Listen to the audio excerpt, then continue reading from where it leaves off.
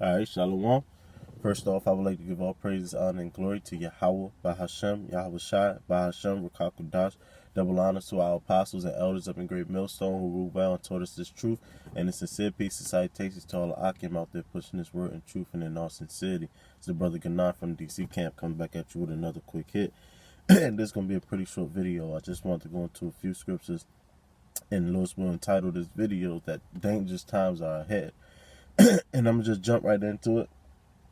This is 2 Timothy 3:1. It says, "This know also, that in the last days perilous times shall come." Right. In the last days, perilous times, meaning dangerous times, are to come. And this is how we know that we're in the last days. Verse 2, it says, "For men shall be lovers of their own selves." You see, lovers of their own selves. And that's the beginning of many of examples of the times that we will be coming into. And you got examples of that. What's the dude Tank, a singer, came out and said that if a dude give another dude head, so to speak, which is even awkward to say, then that doesn't make the dude a homosexual. And of my generation, we are on the social media heavy. That's kind of what we grew up into. So that's something that we're aware of. So the feedback from social media, from all the main social medias like Twitter, Facebook, Instagram, whatever the case may be, is you have your people that disagree, but you also have your people that agree with them, and obviously the scriptures goes into, pretty much men being abusers of their own selves, basically, lying with mankind,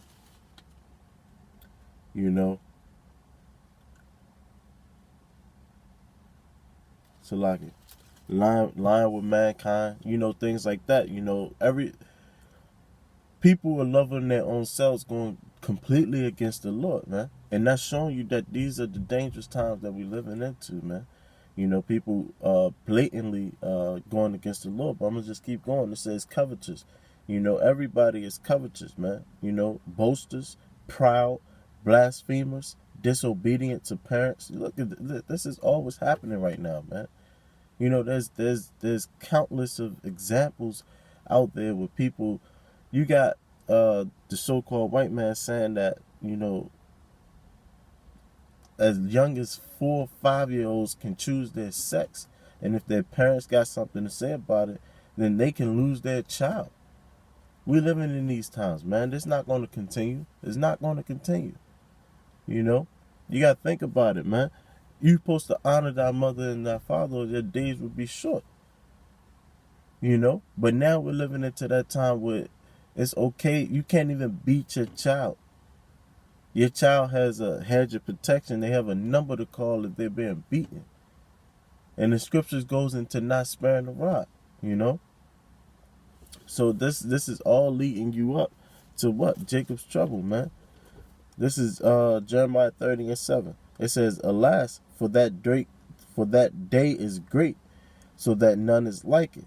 It is even the time of Jacob's trouble." And who is Jacob? Jacob is our forefather, whose name was changed to Israel, the progenitor of the Israelites, which are us, man. So it's trouble coming for us, That's why in Jeremiah 10, I'm going to get it. Jeremiah 10:1, it says, "Hear ye the word which Yahweh speaketh unto you, O house of Israel," talking to us, man. Talking to us, our people. It says, "Thus saith Yahweh, learn not the way of the heathen, and be not dismayed at the signs of heaven, for the heathen are dismayed at them." And the point is, we're not supposed to learn the ways of the heathen, and that's what our people has done. The heathen is lovers of their own selves, and now our people are just as their father, the devil, and our people are so gifted with flavor. They know how to do it to an even fuller extent, man. So you got Esau, which is a homo, a pedophile, everything bad you could think of. And then our people following his ways as they were commanded not to, and they taking it even to a different level, man. That's why it says perilous times, dangerous times, man. Dangerous times are ahead for our people, man. Jump back to Jacob's trouble. It says, Jeremiah 30:7, it says, alas, for that day is great, so that none is like it. It is even the time of Jacob's trouble. But he shall be saved out of it. He, meaning the men of the Lord, is actually hearkening, man. It's actually fearing the Lord, that has that healthy fear, That's why in Sirach 2 and 8 it says, they that I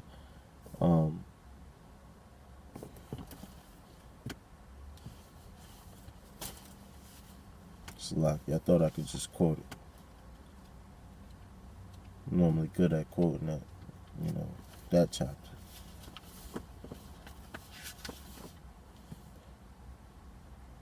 Yeah, it says, it's verse 9. It says, ye that fear the Lord hope for good and for everlasting mercy. Yeah, it says, ye that fear the Lord, we're hoping for good. Hoping for good, what?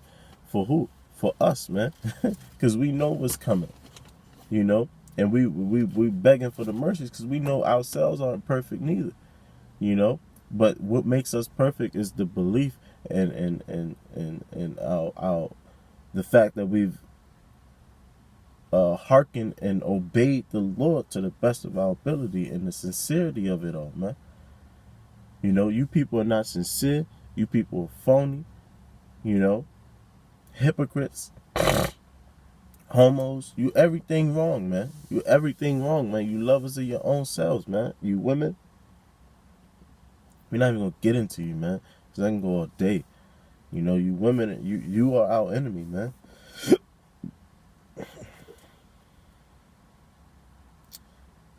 Verse 8, it says, for it shall come to pass in that day, saith the Lord of hosts, that I will break his yoke from off thy neck, and will burst thy bonds, and strangers shall no more be servants of him. Strangers shall no more serve themselves of him. That's talking about the elect, man. That's what we hoping for. We hoping to be protected and covered from that judgment that's coming unto our people, man, which is the 2/3. The 2/3 of the nation of Israel, man. This is Zechariah 13:8. It says, and it shall come to pass that in all the land, Yahweh, saith Yahweh, 2 parts therein shall be cut off and die, but the third shall be left therein. Right. 2 parts, meaning 2/3, should be cut off, cut off and laid to judgment, man. And laid to judgment. This is Malachi 4:1. It says, for behold, the day cometh that shall burn as an oven, and all the proud, yea, all that do wickedly shall be stubble. And the day that cometh shall burn them up, saith Yahweh of hosts, and it shall leave them neither root nor branch. You see? So this is what's coming to all the proud people, man. All the proud people that wants to go about things their own way, do things their own way, want to shun the Lord. The Lord is coming back, man. The Lord is coming back. This what you see ain't the end all be all, man. You really think that the world is just gonna end like this? Nah, man. It's not the end all be all, man. It's about to be a transformation of kingdoms, man. As the scriptures say, for Esau is the end of the world and Jacob is the beginning of it that follows, man. That's why in the kingdom, all of you people are gonna be shamed, man. All you 2/3, you're gonna be okay. You're gonna be in your kingdom, so to speak. But you're gonna be ashamed because you're gonna remember everything you've done, man. But before then, you're gonna get your ass whooped on this side, man. It said it will leave it neither root nor branch. There's gonna be nothing left of you wicked, proud people, man. But as for the elect, verse 2, it says, but unto you that fear my name, fear. Fear is greater than love, man. fear is greater than love, man. If you just simply love something without fearing them, you're going to eventually start to take advantage, man. But if you fear them, you're afraid of what can happen to you, man. So though you love them, and you fear them too, you're going to be obedient. So it says, but unto you that fear my name shall the Son of Righteousness arise with healing in his wings. And ye shall grow up as cows in the stall. So we're going to be good, man. And that's what we hope for. That's what we're trying to avoid, the dangerous times that's coming ahead, man. Because it's about to get real dark and gloomy out here, man. Because that's what the day of the Lord is. Let me get that in Joel, and I'm going to close it out. As I said, it's going to be very short.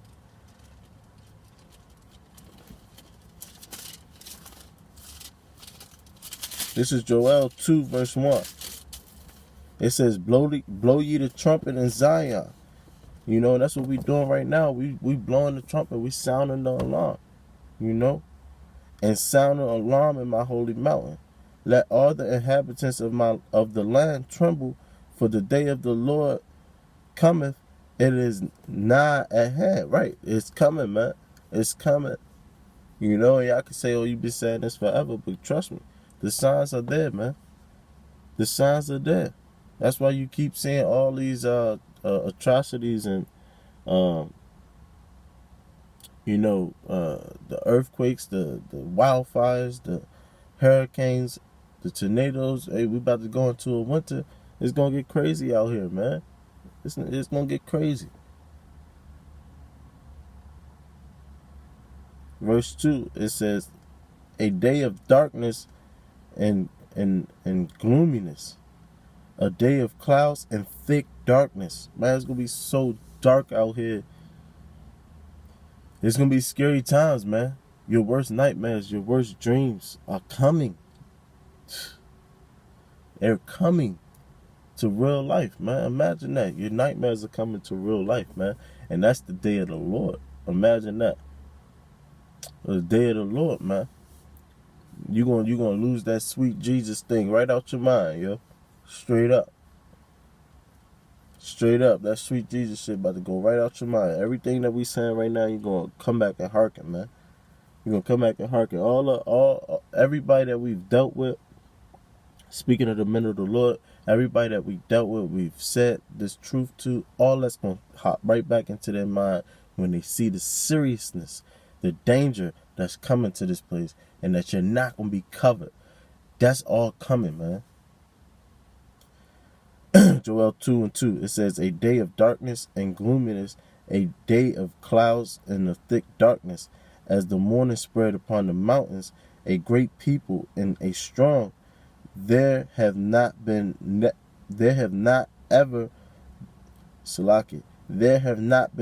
the like, neither shall there be any more after it, even to the years of many generations. You see, it has not ever been anything like it, man. This place has seen some fucked up shit. Excuse my language. But this place has seen some messed up stuff, man. You know? And what's coming is never been anything like it. Verse 3, it says, a fire devoureth before them, and behind them a flame burneth. The land as the garden of Eden before them, and behind them a desolate wilderness. Yet nothing shall escape them. So this is all coming, man. You know? And it says the fire shall devour them. You know? It's going to be all around you, and there's nothing going to escape it, man. With the exception of the men of the Lord and the 2/3, man, the 144,000, man. But, you know, you get the point, man. You know, I just want to bring out the point that dangerous time is ahead, man. And it's coming to this place very quickly. So with that, Lord's spoke, brothers, edified. I want to give all praise, honor, and glory to Yahweh, Bahashem, Yahweh Shah, Bahashem, Kakadash, and double honors to our apostles and elders of the great millstone who ruled well and taught us this truth. Shalom.